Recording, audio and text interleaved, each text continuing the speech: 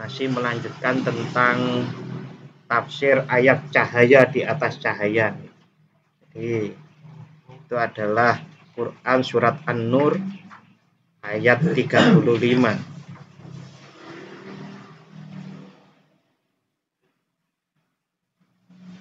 A'udzu billahi minasyaitonir rajim.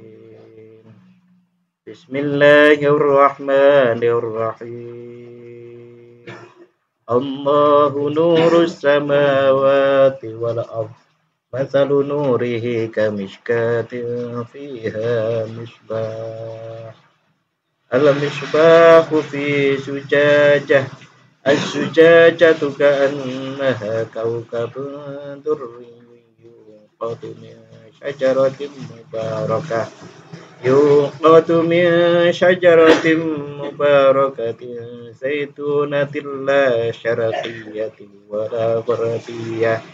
La syarqiyyatin wala gharbiyyatin yakadu zaituha yudhi'u walau lam tamsashu nurun ala nur yahdillahu binurihi man yasha' wa yadribullahu al-amsala lin-nas wallahu bikulli syai'in alim.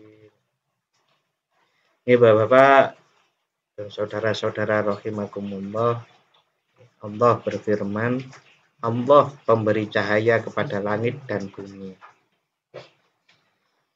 Perumpamaan cahaya Allah adalah seperti sebuah lubang yang tak tembus, yang di dalamnya ada pelita besar. Pelita itu di dalam kaca, dan kaca itu seakan-akan bintang yang bercahaya seperti mutiara, yang dinyalakan dengan minyak dari pohon yang berkahnya, yaitu pohon zaitun yang tumbuh tidak di sebelah timur sesuatu dan tidak pula di sebelah baratnya, yang minyaknya saja hampir-hampir menerangi walaupun tidak disentuh api. Cahaya di atas cahaya. Allah memberi petunjuk kepada cahayanya bagi orang yang Dia kehendaki, dan Allah membuat perumpamaan-perumpamaan bagi manusia, dan Allah Maha mengetahui segala sesuatu. Bapak-bapak dan saudara-saudara rahimakumullah, bagaimana saya sebut, ayat ini mungkin termasuk salah satu ayat yang sulit sekali untuk ditafsiri, dipahami. Karena kita kan sudah lama belajar Al-Quran, jadi coba kita kupas. Sebagaimana ini ada terjemahan yang saya baca tadi. Allah pemberi cahaya kepada langit dan bumi. Bayangan jenengan no? Matahari. Allah pemberi cahaya kepada langit dan bumi. Jadi niku zahir surat. Nah kok zahir surat? Nggih, karena nanti di belakang ternyata sebagaimana saya sampaikan kemarin, di sini Allah juga berfirman, Allah memberi petunjuk kepada cahayanya bagi orang yang Dia kehendaki. Niki menyimpan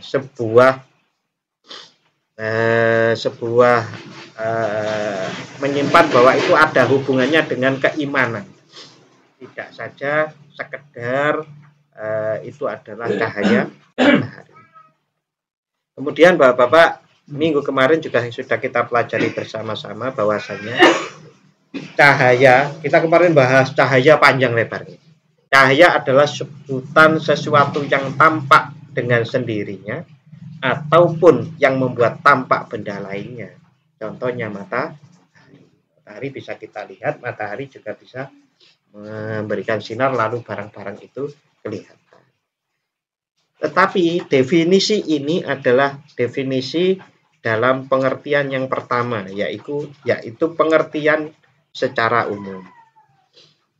Sesungguhnya kalau secara khusus bagaimana? Kita bicara kalau secara khusus dikaitkan dengan hakikat cahaya. Bapak dan saudara-saudara rahimakumullah, rahasia cahaya ialah ketampakannya bagi suatu daya serap. Daya serap itu seperti mata. Akan tetapi pencerapan mata Selain pada ada cahayanya, yang ada cahaya itu juga ada mata yang memiliki daya lihat berbeda-beda. Silinder dengan min mawon, min siji, min loro, min telu. Min ini sama pinten, Pak? Kacamata min ini sama pinten? Begitu juga nanti iman itu juga tergantung dari daya cerap dari mata, tapi sanes mata lahir. Mata nopo? Mata hati, nek mata janjane nek dibagi mata lahir mesti mata batin. Tapi nek mata batin ketemu pesulap merah. Intinya ngoten nggih, mata lahir dan mata batin, tapi sanes mata batin yang seperti itu, ngoten.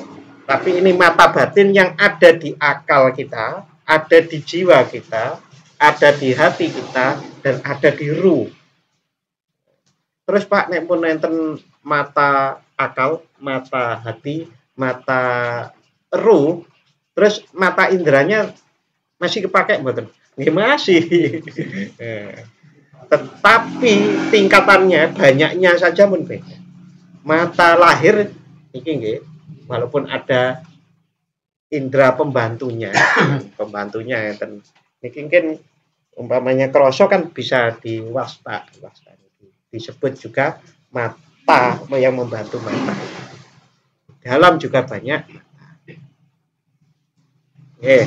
Nah, kalau ada cahaya lalu kemudian mata yang harusnya mencerap cahaya itu buta, berarti kan tidak ada cahaya bagi orang yang buta.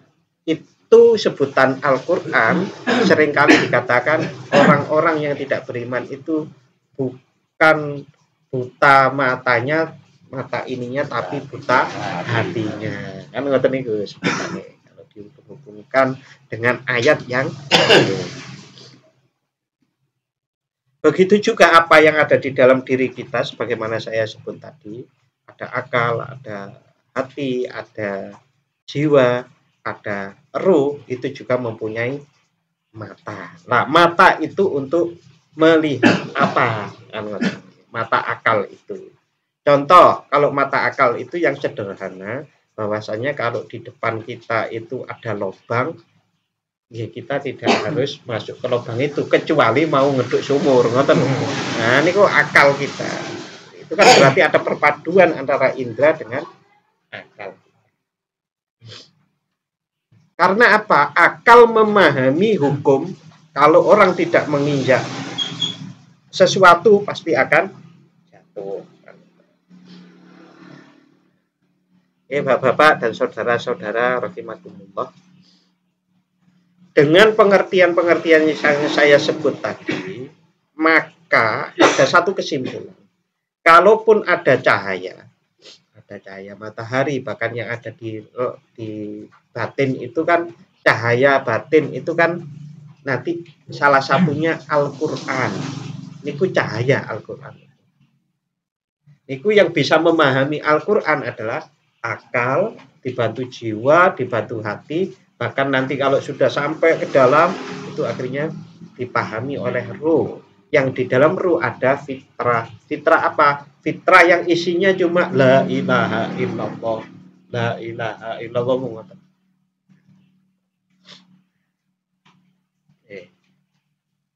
Maka yang namanya cahaya itu baru berguna, baru dikatakan ada kalau memang bisa ada yang mencerapnya.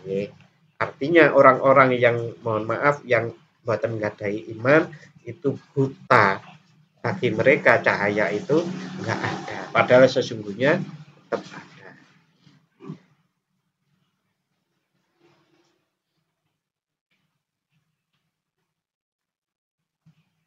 Bapak-bapak dan saudara-saudara rahimakumullah, saat kita memahami seperti itu, maka kita mencoba mulai mengurai akal, mata akal itu seperti apa.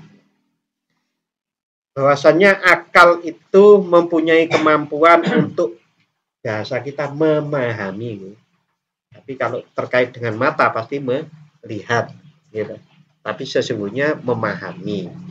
Lah, pemahaman akal niku nggih berkelas-kelas.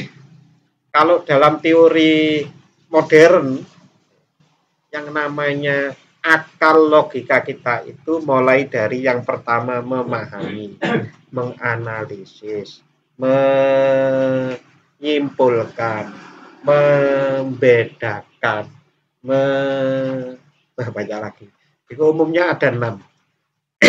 Umumnya ada 6. Nah, kalau di dalam Al-Qur'an sendiri bagaimana? Itu Al-Qur'an sampai ada 8. Akal itu kita gunakan bisa tingkatannya ada 8 tapi sampai niku nggih sampai fitrah atau sampai ruh tadi. Contoh Bapak dan saudara-saudara. Akal itu hukum akal nggih, niki masalah hukum akal. Hukum akal itu mustahil ada orang yang duduk sekaligus berdiri. Ngoten nggih. Itu kan ada orang yang mustahil bohong tapi juga sekaligus jujur. Niku hukum-hukum yang ada hukum akal. Hukum akal sebenarnya kalau diperinci, hukum akal itu ada 3. Menurut hukum akal bisa dipetakan menjadi 3. Ada yang namanya jaiz, ada mustahil, ada wajib. Mungkin pernah ingat niku nggih. Dulu waktu kita belajar wujud kita bako mukhalafatul lil hawadisi sampai berikutnya itu. Nah, niku kan sifat yang wajib bagi Allah. Wajib bagi Allah itu wajib di situ adalah wajib secara akal. Nanti ada sifat yang mustahil. Mustahil itu juga secara akal. Nanti ada sifat yang jaiz. Itu jaiz sesuai dengan akal. Bukan wajib. Nah, wajib salat wajib niku mboten sami kali niku. Yang ini hukum akal. Wajib itu adalah sifat Allah yang harus ada pada Allah. Wujud itu adalah ada. Berarti Allah itu harus wujud. Maksudnya sifatnya itu loh yang harus kita akui, kita wajib percayai Allah wujud. Nah, yang mustahil umpamanya Allah itu tidak ada. Itu mustahil. Karena Allah itu wujud. Karena sudah wujud itu wajib, berarti ketiadaannya itu mustahil. Yang jaiz itu seperti apa? Jaiz itu terkait dengan Allah itu berkehendak mau tidak berkehendak sesuatu niku terserah Allah. Niku namanya jaiz. Jaiz itu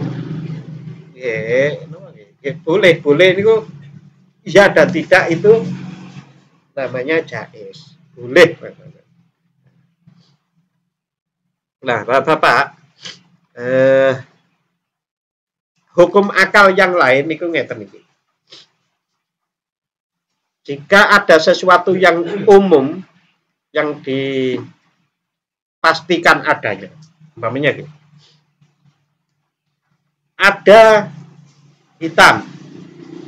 Hitam itu adalah bagian dari yang namanya warna. Terus nggih. Manusia itu termasuk kalau mempunyai bagian dari struktur yang sama dengan hewan. Jadi yang umum itu adalah ada hewan. Nah, manusia itu adalah bagian dari struktur jenis hewan. Hitam itu bagian dari sebagian dari warna. Itu ada hukum-hukum seperti itu. Ada hukum yang umum, ada yang khusus. Hukum yang khusus ini maksudnya ada sesuatu yang di bawahnya. Tetapi kebalikannya tidak harus ada. Kalau ada warna, maka tidak mengharuskan ada hitam. Saya dipaham ya? Kalau ada hitam, pasti berarti di situ ada warna. Tetapi kalau ada hitam, belum tentu ada.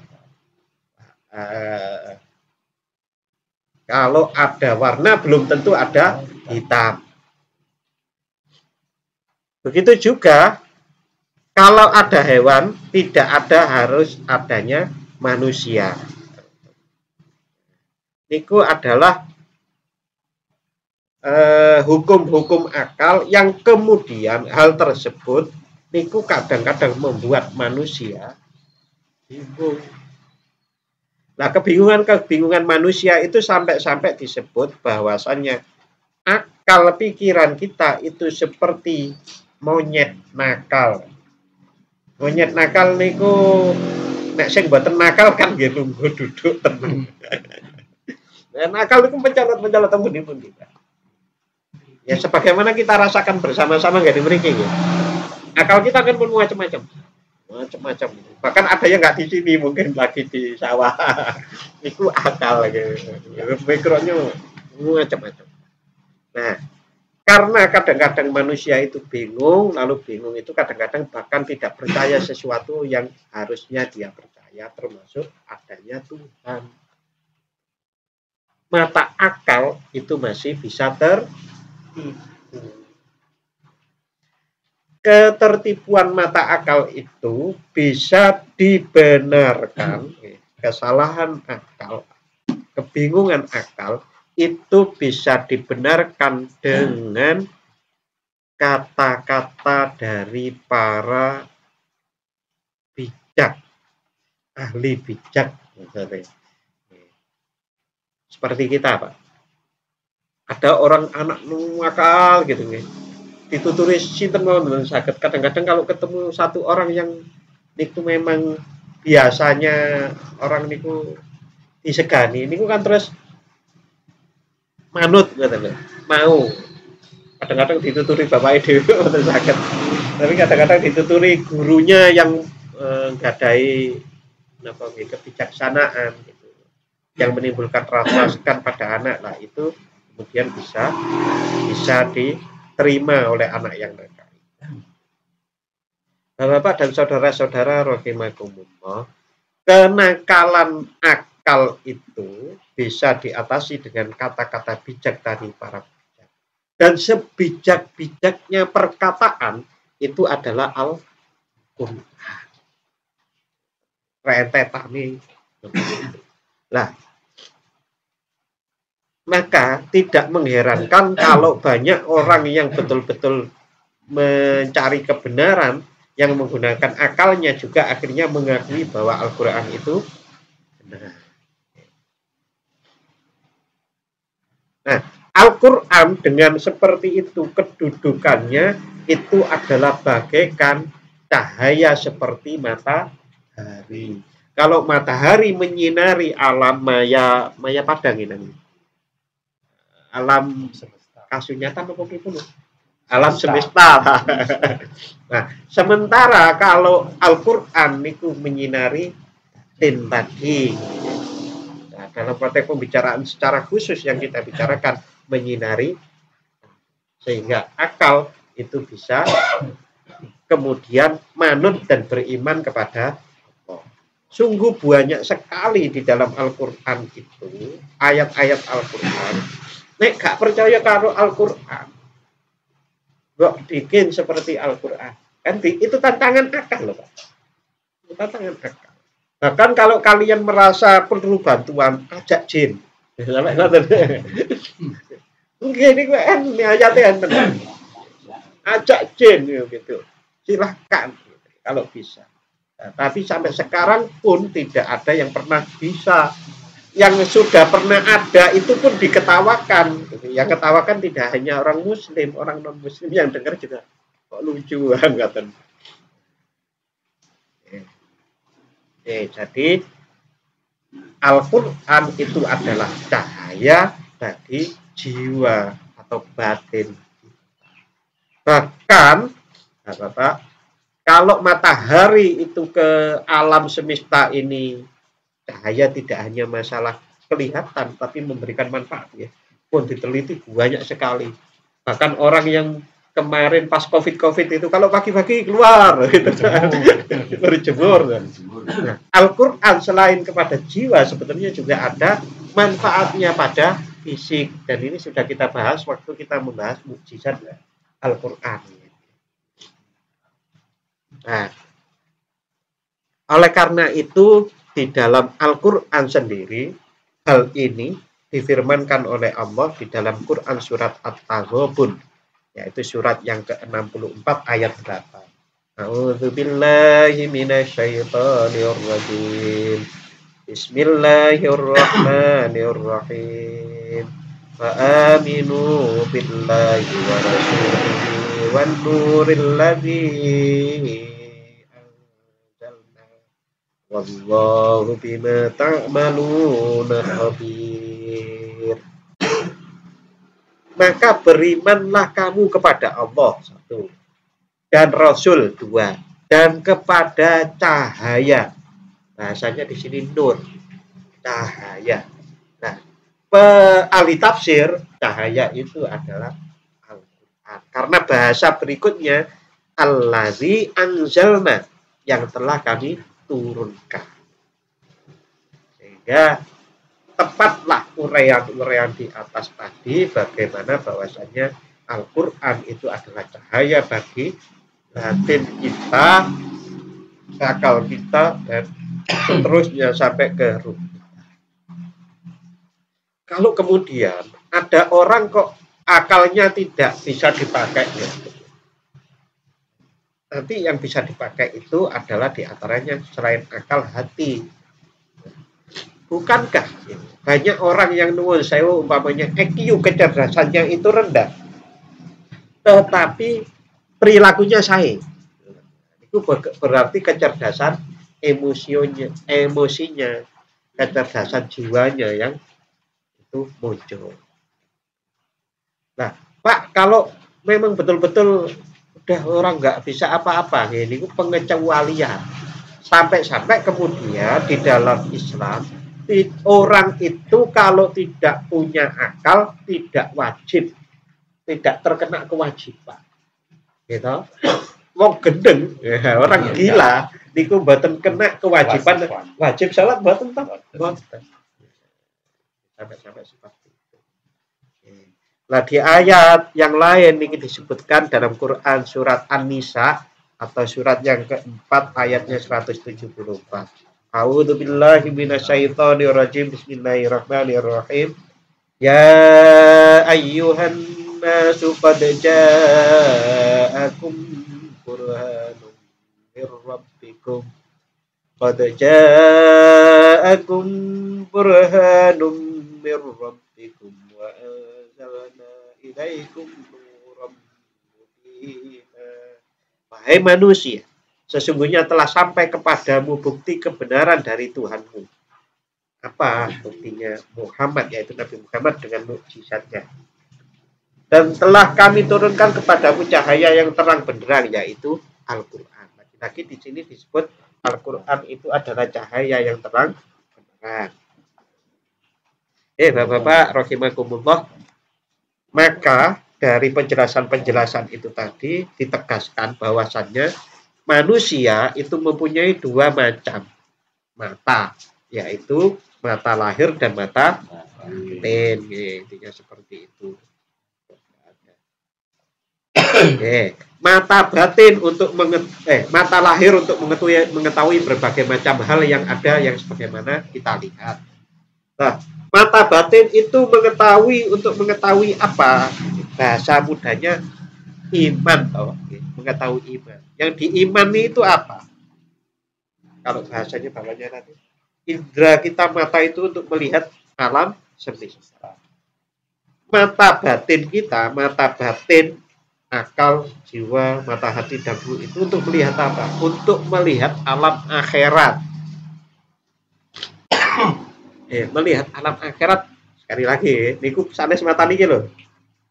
Contoh, Allah berfirman di cahayanya yang namanya Al-Quran itu, bahwa nanti kalau orang berbuat jelek pasti akan dibalas di akhirat. Paham toh kita? Ya. Mengapa kok begitu? Ya karena dunia itu bukan tempat untuk pengadilan yang bisa seadil-adilnya. Contoh, ada orang menganiaya kucing. Kucing didolimi kan? Sakit mboten kucing balesi wong sing mendolimi. Mboten sakit. Nanti itu contoh sederhananya akan dibalas di. Begitu juga kita dolim sedikit pun akan terbalas. Kita berbuat baik pun pasti ada. Nah, niku lah akal kita, niku cahaya akal. Bisa juga melihat alam malakut, alamnya malaikat. Bisa. Nyatanya kita paham toh, malaikat raqib atid sing bagian nyatet. Itu maksudnya kita iman dengan akal dan hati. Mungkin yang lebih dalam lagi nanti itu bisa melihat lebih terang dari Al-Quran, itu kan cahaya. Bagaimana tadi ada orang itu yang daya cerap akalnya itu rendah, maka cahayanya itu ketoknya kayak sentir, gitu. Tetapi kalau orang ini matanya terang benderang, maka yang kelihatan itu seperti lampu Petromax 10 dijejer ke wetok kabeh. Nah.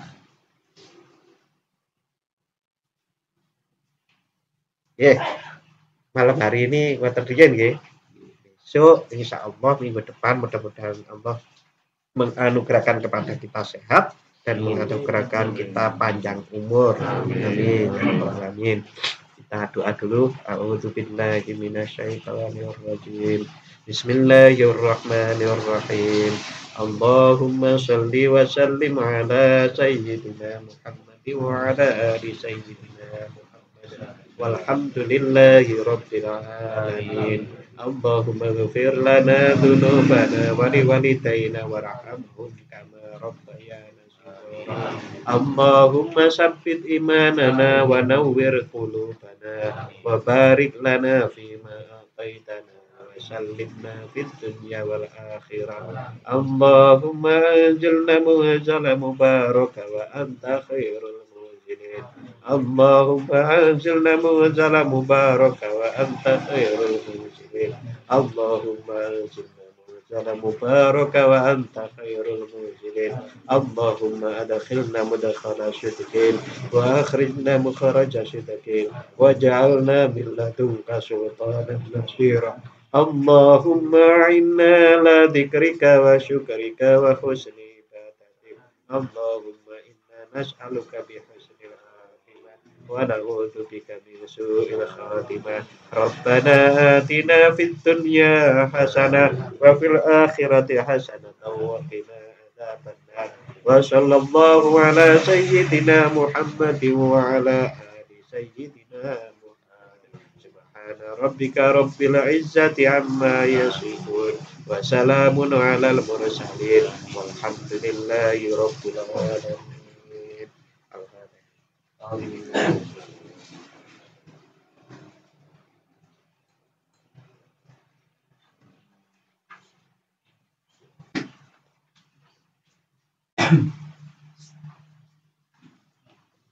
Matur nuwun dan mohon maaf apabila ada khilaf. Wassalamualaikum warahmatullahi wabarakatuh. Waalaikumsalam.